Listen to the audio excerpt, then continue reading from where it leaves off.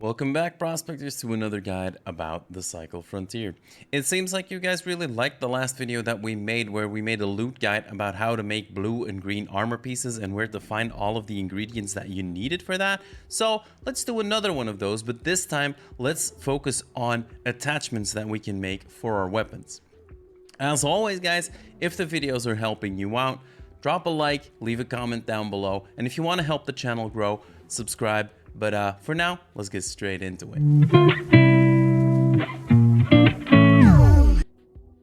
Before we start going over where we're going to find resources, let's talk about which attachments we'll be using, as some of them are more useful than others.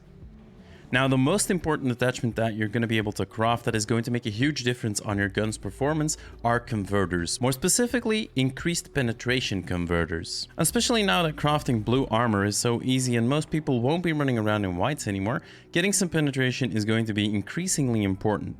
I personally never craft creature damage converters simply because penetration converters are more versatile. Basically, penetration converters are always going to be good both versus players and AI, while creature damage is only going to be useful against AI. And then another attachment that is worth crafting is going to be magazines. More specifically, extended quick draw ones for both ARs and SMGs. For both of these, you can also either craft the regular extended version of the magazine or the quick draw version of the magazine, but the crafting cost between the regular quick draw or the regular extended and the extended quick draw mag is exactly the same. So you're basically shooting yourself in the foot if you're crafting anything else but the extended quick draw mag. Now, for both shotguns and heavy ammo guns, you can only get either an extended or a quick draw mag, which is going to be a personal choice, whatever fits your fighting style more. Now, let's take a moment to talk about optics. Personally, I don't craft any because I don't think that the holo is worth it over the regular red dot sight that you can just buy off the vendor, and I'm also happy just using the 2x scope in those rare cases where I'm using longer range guns. I am more of an SMG/AR player, so I won't be using long-range optics all too often. However, if that is what you do like to do, the best thing that you could probably do is just try out a couple. Craft a 4x, craft a variable, craft a 6x, craft an 8x, and just see which one you like best and then craft that. This is really up to you personally because the crafting cost for both the 8x and the 6x is exactly the same. Same with the variable one. And then the 4x is a little bit cheaper. It costs one less print resin and one less optic glass. So that's really not that much of a difference. So just try it out. Personal preference, just use the scope that you like best. Right now, there's only two types of stocks that you can craft. As I mentioned earlier, I am mainly an SMG and an AR user, so I prefer stocks that lower recoil. So that is usually what I'll be putting on my guns. But just in case you are a DMR or a sniper rifle user, you can always choose to put the marksmanship ultralight stock on there to reduce the time to equip and aim down sight. Or you can put an ultra light stock on any of your other guns if you just want to ADS faster and spend less time equipping it. Personally, I don't use these. Like I said, I prefer just lowering recoil. And the same actually goes for the one grip that you can make, which is the tactical foregrip. This also just reduces the time to ADS, which again can be useful for DMRs and long-range snipers, but not that much for SMGs or ARs, where I just like to just keep the recoil as low as possible. Now let's talk about the only attachment that I currently find extremely inefficient to craft, which is suppressors. Basically, the medium and the small suppressor, they cost 5 hydraulic pistons, a smart mesh, and 3 aluminum scraps.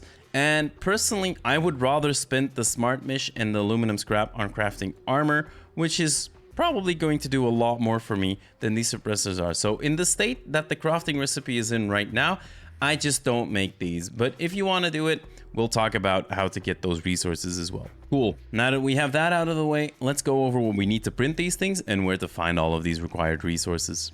So the cool thing is that most of the recipes for the same sort of attachment are always going to have a very similar or even the same crafting recipe. For example, all of the optics are going to require print resin and optic glass, or all of the magazines are going to require hydraulic pistons, clear Veltecite, and Co-Tec Multitools. That makes this next section considerably more easy, so here we go. If you want to craft converters, you're going to need hydraulic pistons, which are incredibly common, and you will basically find them in pretty much every location that is core level related. You can find a lot of these at dig site, parking lot, and science campus, but pretty much anywhere that is Corliff related, you'll just find these everywhere. You won't have any issues finding these, but they're always pretty much worth picking up as they are being used in a lot of different crafting recipes. The next thing that converters have in common is the Autoloader, and this is probably going to be the limiting factor to how many of these that you can craft. On Bright Sands, the best place is going to be in the wake behind the crashed ship over in Jungle, where a ton of valuable and rare items seem to spawn. Autoloaders are a little more commonly found on Crescent Falls, pretty much all over the Oasis. But beware, Oasis is a very dangerous place with many alpha monsters, so you'll have to be zippy, or you just bring your friends and blow everything up. Then for both the light and the medium converters, you will need 1 Titan ore. Now, I've made an entire video about farming Titan ore, so I'll link that right here so that you guys can go about that efficiently as well. Then for the heavy converter, you need 5 magnetic field stabilizers, which is again a very common Corliff item that you will find in pretty much the same locations as the hydraulic pistons. So there is a very good chance that whenever you're farming for the pistons, you will also be picking up stabilizers left and right. One spot that you can farm both of these very nicely is on parking lot at the spot I'm showing on the video right now.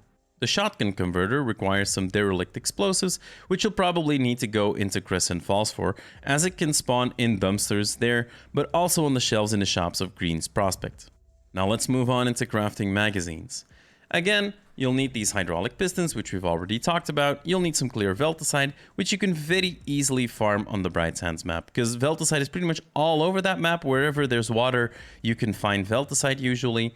But one spot you can get a lot of Veltecite in one very quick short run is near the top in the north at Waterfall Labs.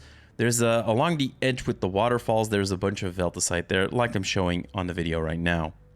The Co-Tec Multitool is a little bit more rare and a lot easier to find on Crescent Falls, as I've seen it as shelf loot there, but it's also regularly near Corliff related places on Crescent Falls, like for example this one in Oasis.